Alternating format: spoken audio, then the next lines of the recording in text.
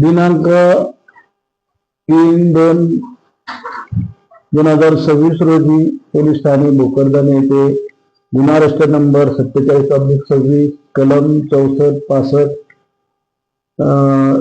351(2)(3) तसेच 46812 POCSO act प्रमाणे गुन्हा दाखल होऊन तपास कामी आमच्याकडे दिला। सदर गुन्ह्यातील आरोपी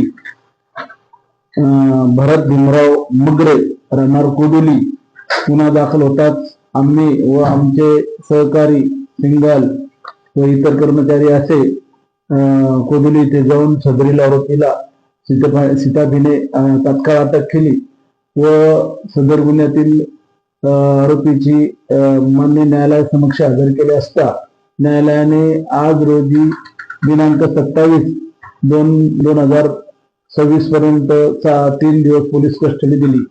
यातील आरोपी याच्याकडे एक मेक्सिको गाडी असून तो मुलांची ने आण शाळेमध्ये करीत असतो।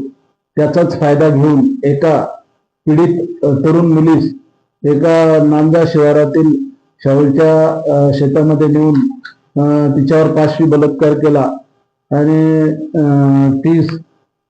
केल्यामुळे ती घाबरून तिने आई वडिलांना सांगितल्यानंतर त्यावर त्यांनी पोलीस स्टेशनला येऊन तक्रार दिली। सदरच्या काळामध्ये मुलींचा पळून जाण्याचा व अशा प्रकारच्या गुन्हे घडण्याचं प्रमाण वाढलं असून आई वडिलांनी व पालकांनी मुलींवर संस्कार चांगले घालून मोबाईल व टीव्ही यावर कंट्रोल करणे गरजेचे आहे।